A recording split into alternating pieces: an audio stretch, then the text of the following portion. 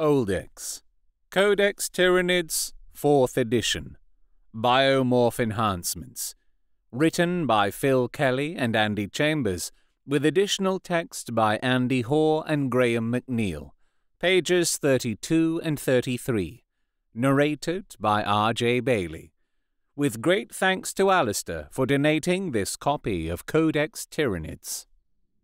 Biomorph Enhancements. Biomorph enhancements are grafted or bioengineered combat modifications which are grown into the beast's throat, chest, tail, etc. These enhance the creature in combat without inhibiting its ability to carry and use other weapon symbiotes. The same biomorph cannot be taken more than once on any one Tyranid creature. Note that biomorph enhancements that improve a creature's profile, such as adrenal glands, are not modifiers. They simply replace the basic stat line. For example, a Gaunt with adrenal glands 1 has initiative 5 and will roll d6 plus 5 when making sweeping advances. Acid Maw. The creature has a powerful prehensile tongue dripping with highly corrosive bile and mucus that is used to snare prey and drag it in for digestion. A creature with an acid maw may re-roll unsuccessful rolls to wound in the first round of a close combat. Adrenal glands. Adrenal glands are a common Tyranid biomorph which can be found on most of their frontline fighting creatures. Polyp-like organisms clamp themselves to the host and secrete doses of a powerful adrenaline-like substance into it during combat. Adrenal glands add +1 to a creature's weapon skill or initiative characteristics. Bioplasma. Some Tyranid creatures have the capacity to internally energize a form of bioplasma that they vomit forth as a ball or bolt of blinding green fire. This process makes a high-pitched screaming which precedes a bioplasma attack. Creatures with bioplasma may make a single extra close combat attack, worked out at double the model's initiative, i.e. initiative 8 for a gargoyle, etc. The bioplasma hits on a roll of 4+ on a d6 regardless of the target type or weapon skill. It inflicts a single hit with a strength equal to the creature +1 to a maximum of strength 10. This hit is unaffected by the benefits of the monstrous creature special rule. Any casualties caused by bioplasma do count for combat resolution. Bonded exoskeleton. As a Tyranid ages, its exoskeleton fuses. Layers of muscle, bone, and cartilage grow together to form a tough but flexible sheathing over its few vital spots. A creature with a bonded exoskeleton gains +1 toughness. Enhanced senses.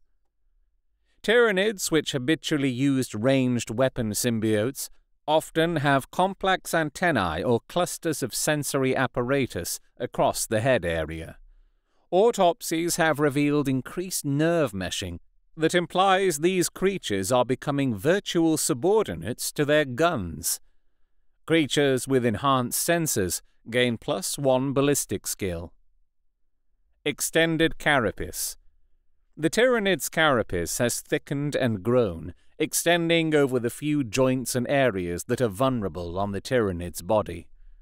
A Tyranid with extended carapace gains +1 to its armor saving throw, so a Tyranid with a 5+ armor save will instead have a 4+ armor save, and so on.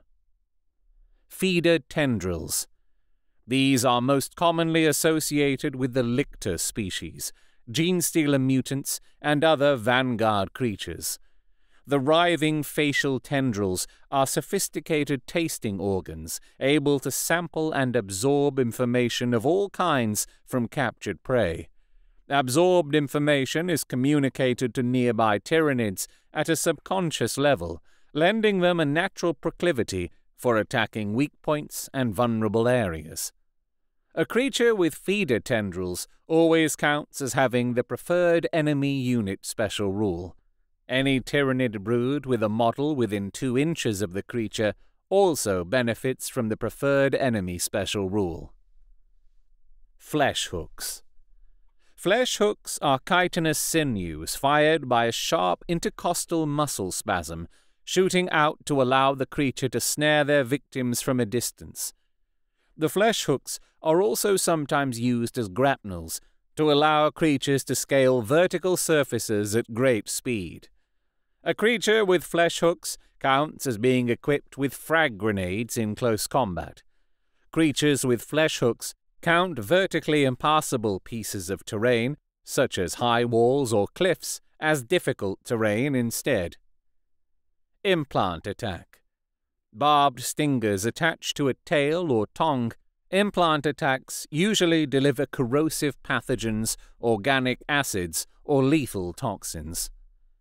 A model that does not pass a saving throw when wounded by a creature with an implant attack suffers 2 wounds instead of 1.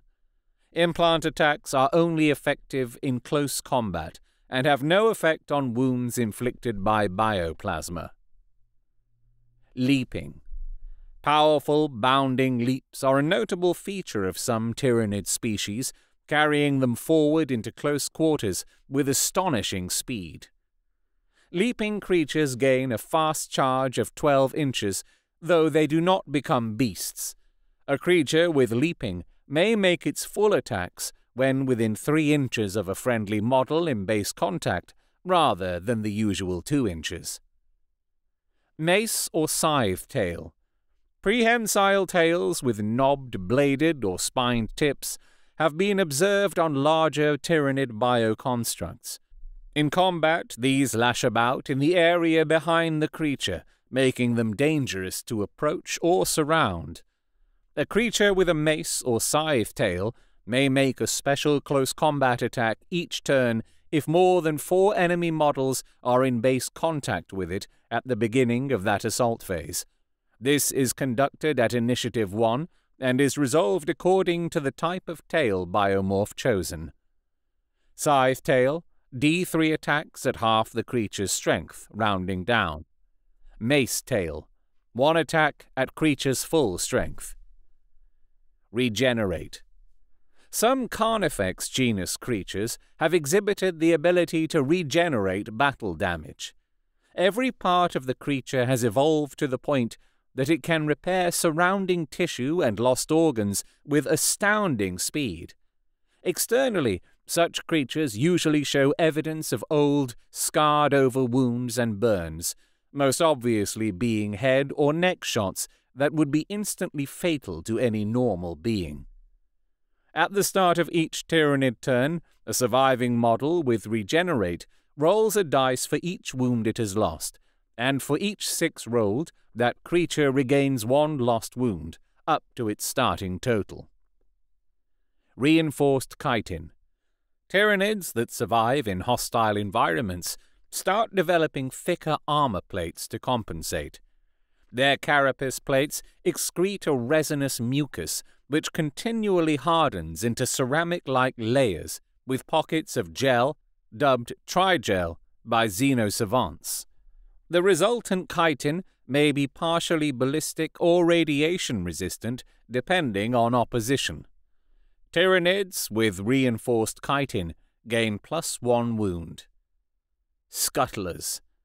Some Tyranids are intelligent and stealthy, using every available piece of cover to creep nearer to the enemy before the main attack is launched. Tyranids with the Scuttler's biomorph may scout as described on page 75 of the Warhammer 40,000 rulebook. Spine banks. Rows of poisoned spines embedded in cavities in the Tyranid's carapace are fired by muscle contraction at close range, showering the target area with envenomed projectiles, which blind and incapacitate with frightening effectiveness. A model with spine banks counts as being equipped with frag grenades in close combat and can release a spray of spines with the same effect as a spine fist in the shooting phase. in addition to any other weapons used. Spore cysts. Another feature sometimes observed in larger Tyranids are subcutaneous excretion pits for the generation of spore mines. These are apparently symbiotic organisms meshed so closely into the carapace of their host they are impossible to separate. A creature with spore cysts that is not in base contact with the enemy may produce a toxin spore mine in the shooting phase, in addition to any other shooting. Roll a dice. On the roll of a 1, the creature takes 1 wound with no saves allowed. Then place the spore mine in base contact with the creature. From this point on, the spore mine acts as described on page 28. Symbiote rippers. Tyranid organisms of all kinds readily mass together. Gaunts rub shoulders with warriors and carnifexes, while a mass of ripper swarms writhe underfoot. Symbiote rippers are represented by extra rippers glued to a creature's base. When in close combat, each ripper-infested base adds 1 to the unit's size for outnumbering purposes, after any other modifiers. Thornback. Creatures with a profusion of hooked blades growing out of their carapace are nicknamed thornbacks by Imperial Guard soldiers.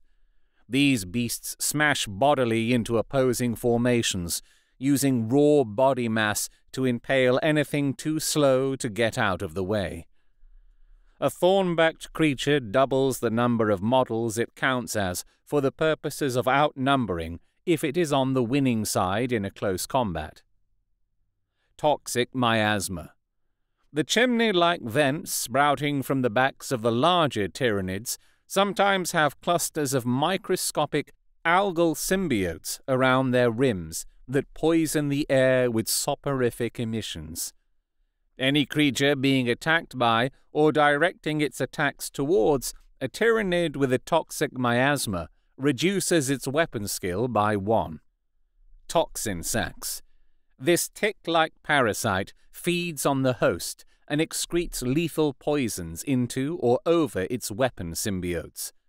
Poisons created vary widely, from agonizing paralytic neurotoxins to aggressive necrotic enzymes, all swimming with deadly tyrannic phage cells. A Tyranid with toxin sacs gains +1 strength to its profile. Tusked. Curving tusks of adamantium-laced chitin sprout from the Tyranid's head, allowing it to effect a devastating charge. Tusked Tyranids gain +2 attacks when charging instead of +1. Winged. Specialized organisms of Tyranids evince 1 or more sets of wings and a lightened exoskeleton which enables them to fly over short distances.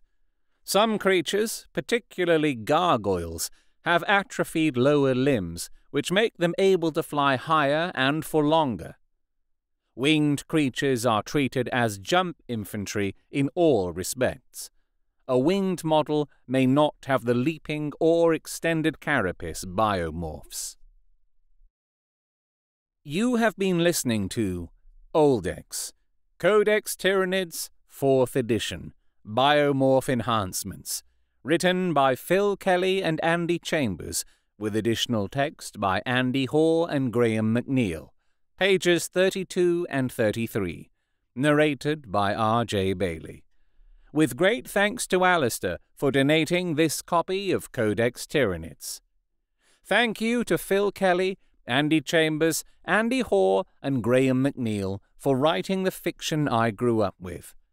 If you've enjoyed this, please leave a review where you found it, or like, share, and subscribe on YouTube, depending how you're listening.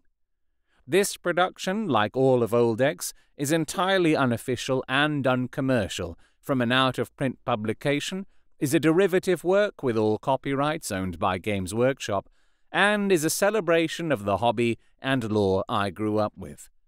If you have suggestions for other old Codex fiction for me to narrate on this podcast, you can comment, contact me on Twitter @RJBailey, or email robertjbailey@gmail.com. Links are in the show description.